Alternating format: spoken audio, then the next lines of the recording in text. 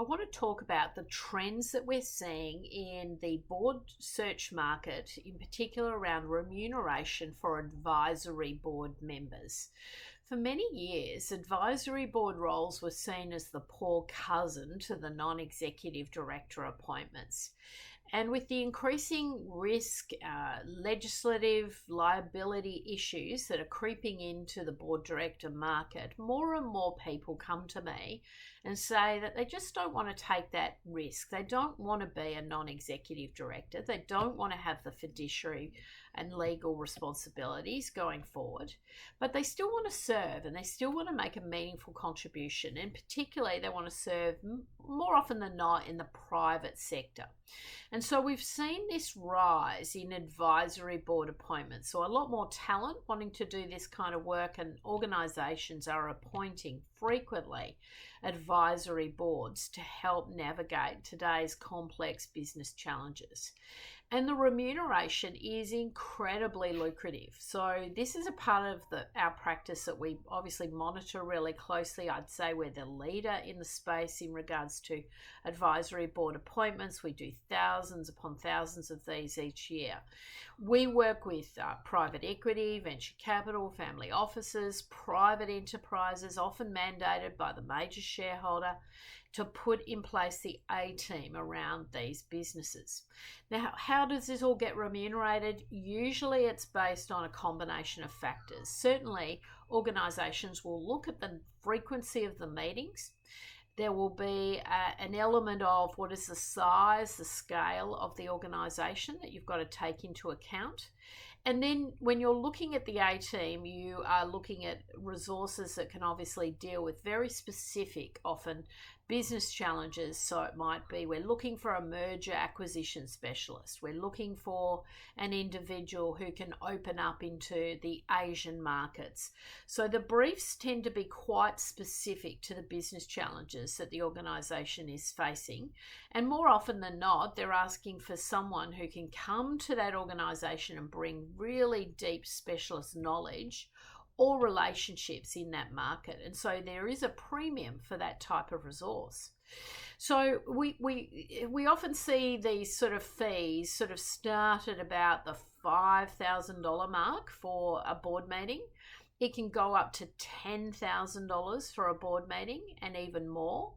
And we'll often see equity being offered, or we'll often see profit sharing or percentages or bonuses being offered. So it's a lot more liberal in terms of how these offers are put together. They're not just a sort of a stock standard per board meeting fee structure.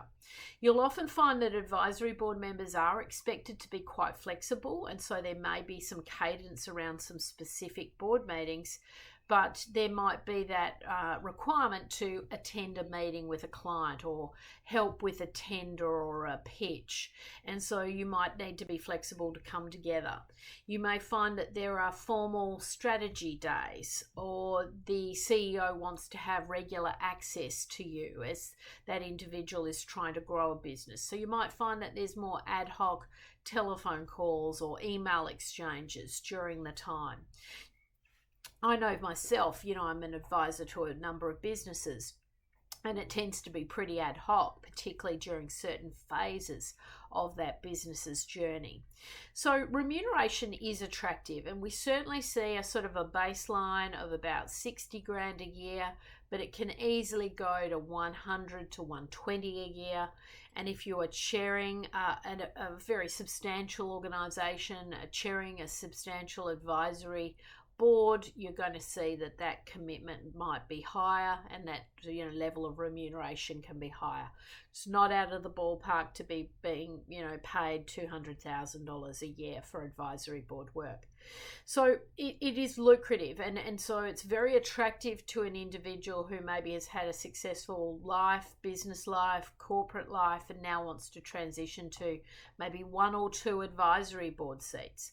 Now, I have some clients who work in the family office environment, and they're working with maybe larger private enterprises that have a lot of investee companies, the fee structure in those environments can really be substantial. And I have several clients that work in that family office environment, and they're earning well over the $1 million mark per annum. From their fees. A couple of things you do need to watch. You do need to watch that you're never deemed to be a shadow director. So it's very important that you're able to give advice and they can take or leave that advice. And you'd want that contractually, documented in your letter of offer, your contract with the organisation. You want to have a very clear indemnity clause within that contract, which, really makes it clear that you're not in there directing the business, you're not advising on finances and business decisions about loan accounts and financial decisions that would indicate that you're actually really driving an enterprise. So you want to be an advisor, a take or leave advisor, in terms of the advice can be ignored, and you want to be contractually set up appropriately so that you're not deemed to be a shadow director. But to be honest, a lot of people get very hung up on that, but it's not difficult to do, and to make sure that there's those clear demarcations between your role as an advisor and the company's role as the board of directors or the directors in the company, and the decisions that they need to make because they have the fiduciary and the legal responsibility. But I think it's very rewarding work. It can be extremely interesting. There's certainly a big trend on to appoint board directors, and I think it's a good opportunity on both sides of the equation for the businesses and for the executives who serve in this space. So consider advisory board work in the scheme of things. I think it's a very, very valid way to go forward and to keep you involved in the business community.